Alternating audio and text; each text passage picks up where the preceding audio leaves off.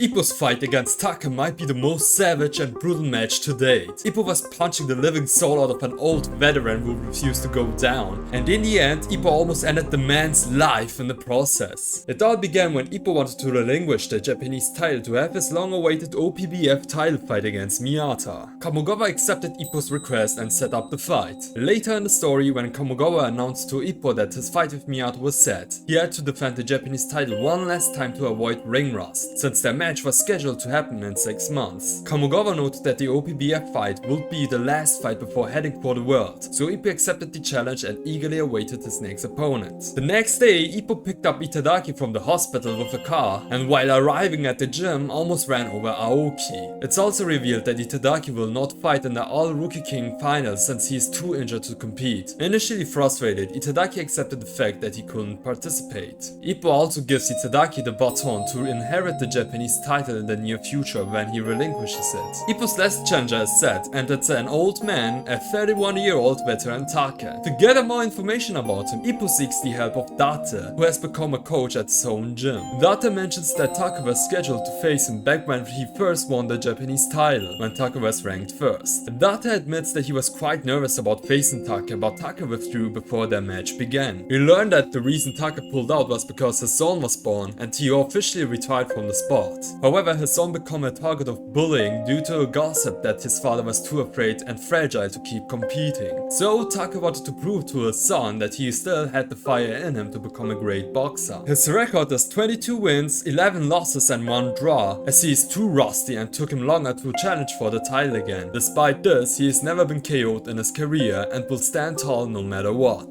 Ippo admits that instead of focusing what's in front of him, he was too fixated on Miyata and realized he shouldn't lose sight of his current challenge. In preparation for this fight, he trained his hooks and stamina to outlast the veteran. By the way, he is 31 years old but looks like the oldest looking dude in the entire manga. On the day of the weigh-ins, Taka did his best 2020 cosplay and looked as fragile as he could be. Kamogawa then revealed to Ippo that it was all an act to gain sympathy for the fight. Basically a trick, and it certainly wouldn't be the last one that Taka had up on his sleeve. On the day of the fight, Taka brought his son with him to witness him become a champion, which, while not outright stated, was another ploy to garner more sympathy from Ippo, who no longer has his father beside him. As soon as the match began, before they even touched gloves, Taka said "F that" and immediately started throwing punches. Ippo was caught off guard but quickly got into his rhythm and turned it into a slugfest. Just as Ippo was about to follow up with a hook, Taka went down unexpectedly, making Ippo think the fight might already be over. However, it turned out that Taka was faking the injury. He quickly charged at Ippo and clung to him, wrapping his arms around him in a clinch. He repeated this about 3 times until Ippo was forced to use his elbows to break free. At this point, Taka claimed to know Ippo's weakness, which confused Ippo. If you still haven't guessed, these were all psychological tricks to mess with Ippo's mind and throw him off his game. Ippo charged at Taka again, but for some reason he couldn't reach him before the bell rang. In the next round, Ippo tried to punch him again, only to find his fist still couldn't connect. It then dawned on Ippo that Taka had switched his stance to a southpaw stance. Ippo hadn't trained to fight against a southpaw and was initially overwhelmed. He decided to block himself while charging right into Taka, who responded by charging at Ippo as well, putting one shoulder on him. Ippo tried to land liver blows, but Taka deflected them and did something no other boxer had done in the series. From the short distance, he started to throw uppercuts at Ippo repeatedly, leaving Ippo unable to land a hit. By the end of the round, Kamogawa shouted at Ippo to pay close attention to what Taka was doing. Ippo took these words to heart and was somewhat able to hit Taka through his guard. However, Taka got lower and positioned himself again to hit Ippo with more uppercuts. Ippo saw through it, dodged and countered with a light hook, which Taka anticipated. Taka responded with another uppercut, followed by a flurry of uppercuts again and again. Ippo managed to throw some punches of his own, but they seemed to have little to no impact on Taka. In the next round, instead of charging in recklessly, Ippo started to march forward methodically, slowly breaking down Taka's defense. But Taka again got low into position and took heavy punches that seemed to have no effect, while Ippo received the most damage. Taka even managed to cut Ippo's eye, which signaled that things were getting really serious. If Taka wanted to, he could exploit this opening and potentially win via referee stoppage. Kamogawa wanted Ippo to hit him, so he did, and Kamogawa revealed that to defeat Taka, Ippo should do everything Taka does but better. If Taka hits hard, Ippo should hit harder. If Taka goes low, Ippo should go lower. So when Taka went into position again, Ippo pushed him back, went lower himself, and finally saw an opening to send an uppercut uppercut of his own. Now, Ippo was the one going low and landing uppercuts on Taka.